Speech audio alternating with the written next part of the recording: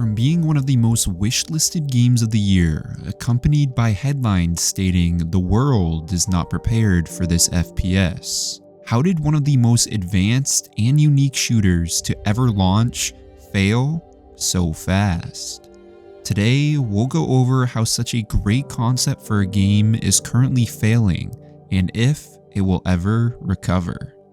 If you were tuning in to the 2023 Game Awards, you would have remembered a very short but engaging trailer for a brand new game titled The Finals.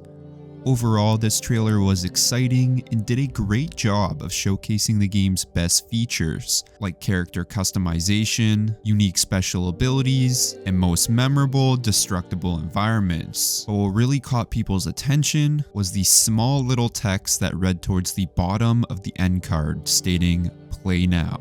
Unlike 99% of other game trailers that will have you waiting for an additional year before release, The Finals was allowing players to instantly load up into a game right after announcement, and that they did. In fact, around 240,000 players would concurrently be loading into matches on the announcement weekend, which would be a number The Finals has struggled to reach ever since. But before we get into why that is, we first need to understand where The Finals even came from. The game process of The Finals started with its developers, Embark Studios, announcing an alias for a brand new project they were working on titled Project Discovery. Obviously, Project Discovery was just a temporary name, but the game was intended to be anything but temporary. Up to this point, Embark Studios had only ever worked on one other title, being a PvPvE styled shooter named Arc Raider,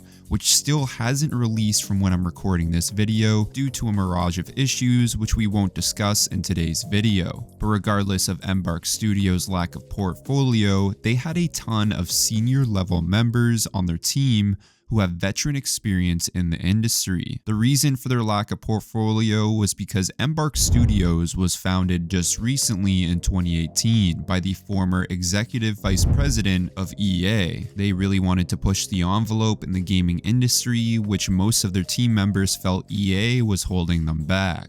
Their goal was to create new types of interactive entertainment in simulated virtual online worlds enabled by massive leaps in technology. The veteran experience on their team helped them to secure a $41 million minority investment in a publishing deal from Nexon. And within a year, the founders made enough progress to secure another $96 million investment, again from Nexon, which also acquired a majority stake in the studio and future rights to buy out the company's founders. With this newfound investor money, the studio started working on Project Discovery, now known as The Finals.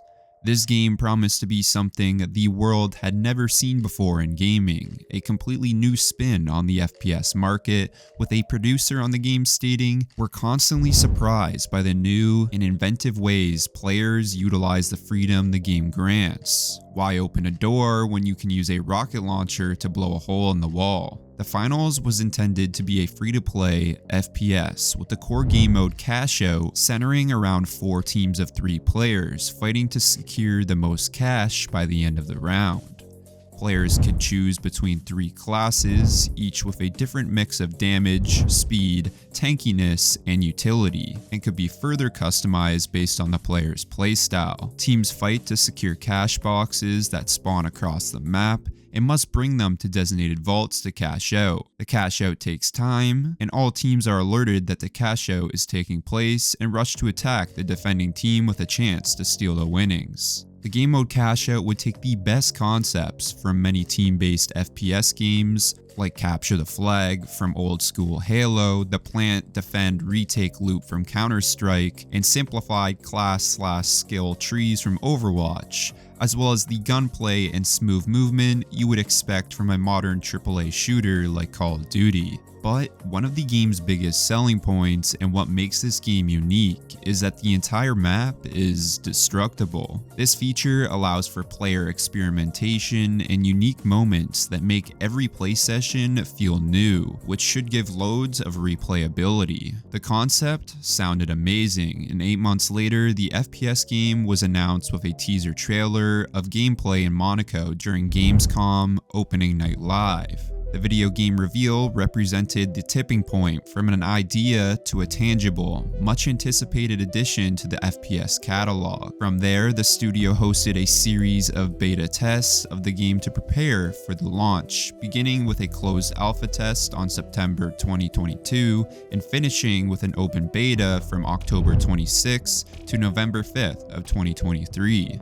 After their final open beta in late 2023, the game gathered over 7.5 million downloads and became the #1 wishlisted game on Steam, despite almost no marketing from the playtests, exceeding all expectations. Despite a few minor game bugs in the beta mode test, the finals was ready to ship. The FPS title launched during the Game Awards in 2023 and quickly became the most played game across Steam, reaching 240,000 concurrent players during its peak.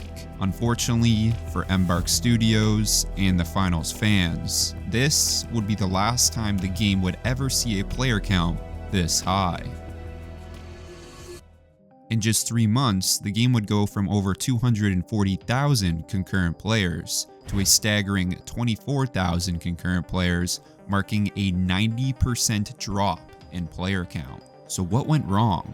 How did such a promising game with an electric start fall so damn flat? The game isn't necessarily dead, as 20,000 concurrent players is still an okay amount. But this was supposed to be a free-to-play FPS title rivaling games like Call of Duty and potentially even CSGO 2. Now, the most obvious answer that everyone loves to nitpick at is that the game was lacking content. But I don't believe this to be the case whatsoever. The finals follows a seasonal release, where they will drop the majority of their content with the new season releases. This is a pretty common meta within the gaming industry, which follows Fortnite's seasonal content updates. The thing with the finals though is that when their second season was released, it didn't really do much to revive the game, clearly indicating that there are deeper issues than the lack of content at play. In fact, their second season update was the biggest update the game has seen, with a new map, weapons, gadgets, 5v5 game mode, private matches, a revamped ranked league, and a weekly rewarded career circuit. The new update was huge, yet it only resulted in a small spike in player counts, so where did all the original players go? It's very difficult to say on paper because there isn't one big scandal the game had which pushed players away, or there wasn't a brand new FPS game that launched and stole their player base. It's really hard to pinpoint exactly what happened to their players, but I think it all lies in the gameplay itself. Now, this might be a hot take, but I don't think the finals actually appeals to a broad audience. It's an incredibly niche type of gamer who would enjoy a game like the finals, and this is their biggest issue. When looking at the initial players for the finals, we can break them into 2 categories. The sweaty, basement-dwelling competitive gamers, and your casual, crack-a-beer-after-work gamer. Now, these sweats have all come from different games, like Call of Duty, CSGO, Overwatch, Rainbow Six Siege, etc. And these casuals don't really have a game in which they main, but will play whatever they find enjoyable and their friends are playing. In other words, these casuals are not looking to play a game for 20+ hours in order to get the hang of map layouts, game mechanics, and strategic maneuvers, and that's the issue with the finals. As someone who's been playing FPS games since before I could talk, it took me a while to get used to how the finals operates. It plays out differently than any other FPS I've ever had the pleasure of playing, and that extremely difficult learning curve was so enticing to me. With the map being destructible, there were so many different ways to play, and the skill gap was incredibly high. Understanding what unique abilities worked best in which situations was all a part of the fun, along with figuring out the best movement to attack your opponents the quickest and how to dodge enemy fire. I was having so much fun playing this extremely difficult game that I never even noticed how the casual gamers were having an entirely different experience from me. To the casual gamer, the finals was far too complex and fast-paced, with the cash-out game mode being an entirely unique experience most haven't had before. There was way too many things happening at once on the map for them to keep up, and this chaos led them astray from enjoying the game. It took me around roughly 20 hours of playtime before I really started to get the handle of how everything worked in this game, and for casual gamers, I would only imagine this would take much longer. The casual gamer isn't looking for a game that's going to take him 40 plus hours before he can truly start having fun. And the average person who just comes home from a hard day of work isn't trying to load up the finals where he has to use his full brain power in order to keep up with the competition. The finals' extremely unique features like special abilities and map destructibility that brought people to the game were also the reasons casual gamers left the game in the first place, and the problem with your casual audience leaving the game is that it has a ripple effect. I know for me personally, a big turning point in which I stopped playing the finals is when my friends, who are casual gamers themselves, stopped playing because they couldn't keep up and would rather play a game like Call of Duty where you can just turn your brain off while playing. Unfortunately, the finals isn't nearly as fun when you're not partied up, as the game makes it a necessity that you work together, which is another problem the finals is having with their player count. The finals is the last game I'd ever want to solo queue in, ever. With the light, medium, and heavy abilities each bringing unique advantages to the table, it's essential that you work together with your teammates to reach the finals. It's one of those games where hard carrying is incredibly difficult without a medium main giving you support heals or a heavy main giving you shield coverage. Without these unique abilities being utilized properly, it's very difficult to win, and the sad reality is that when you're solo queuing, most people refuse to work together. This can lead to frustration amongst the players as your teammates might not even have mics, or worse, lock onto light and refuse to do anything impactful for the team. But most frustrating of all, and the final nail in the coffin, no pun intended, is the hacker situation this game has been infected with. It's understandable that a free-to-play game would be riddled with hackers and cheaters, but the finals easily takes the case for one of the worst FPS titles when it comes to hackers in their games. It's the main reason I stopped playing the game, and it's why many of their competitive audience left back to the original games they mained. The finals uses easy anti-cheat, and oh boy is it ever easy to cheat. Because towards the last couple weeks of playing the finals, I no word of a lie encountered a cheater blatantly cheating in every other game I played. Getting killed by a cheater, knowing there is nothing you can do, is one of the worst feelings in the world, and is a big reason as to why I personally stopped playing the finals along with many others online.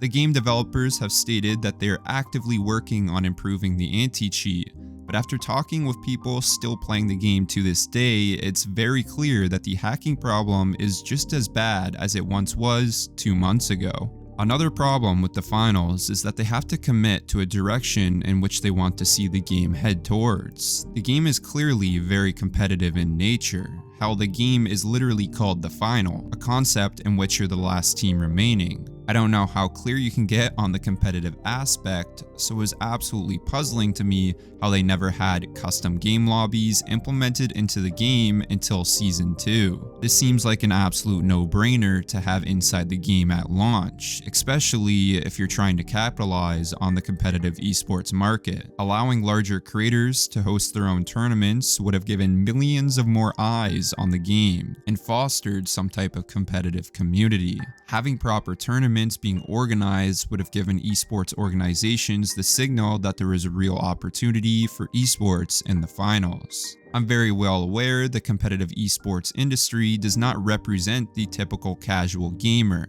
and many seem to frown upon the idea of adding esports or competitive elements into a video game. But for the finals, I think focusing more on the competitive side earlier into the game's release would have done wonders. Now, it's not to say that they're too late to the game has literally only been out for a couple months, but the first few months of a game's life cycle are the most impactful, and I think the developers were definitely late to the game in this regard. But this doesn't mean it's the end for the finals. In actuality, I think Embark Studios has been doing a great job in trying to revive their community with the brand new updates in Season 2. Firstly, they added in daily contract, which should make it easier for players to unlock new weapons, tacticals, and more, which has been a really big complaint for new casual gamers coming to the game. They would log over 20 hours and still wouldn't have access to more than half the arsenal inside the game, which is unfortunate. But now, it should be much easier to unlock weapons and also weapon levels, which has now been made slightly easier with some XP boosts in different game modes. An additional huge change they made was creating a brand new 5v5 game mode called Power Shift, which I think is directly correlated to trying to revive that casual audience that abandoned the game a couple months ago. This is because a 5v5 mode is what most casual FPS players are used to when you think about games like Call of Duty, Rainbow Six, or CSGO. They all revolve around a larger team-based mode with simple objectives that wouldn't be too confusing for a new player to understand. I think this 5v5 mode is a way to integrate new players coming from other titles, familiarizing themselves with the way the finals works without throwing them into the deep end of a cash-out game. If you've ever played Overwatch 2's game mode Push, the power shift in the finals works the exact same way, with teams competing in a tug-of-war to get a platform as deep into the opposing team's territory as possible. What makes this mode thoroughly entertaining is how the platform will just plow through any buildings in its path, showcasing to new players the destructible environments that are so unique to the finals. Another reason I believe this 5v5 game mode was introduced as a way to integrate casual players is because it's the only game mode within the finals which allows you to change character builds in the middle of a game. Because there are 5 players on each team, there's less of a burden on individuals to play flawlessly. Instead, experimentation is encouraged, as players can change loadouts with every death and approach the platform from any direction. This is perfect for allowing new players to experiment different weapon loadouts and get a feel for what playstyle might work best for them. All these changes the finals has implemented strategically make sense in recapturing the casual market while also keeping the competitive scene happy, but will it be enough is the question. The game hasn't seen too much growth since its Season 2 update, but I still think it's possible for Embark Studios to turn their failing game around. Let me know your thoughts in the comments and subscribe for more videos like this one.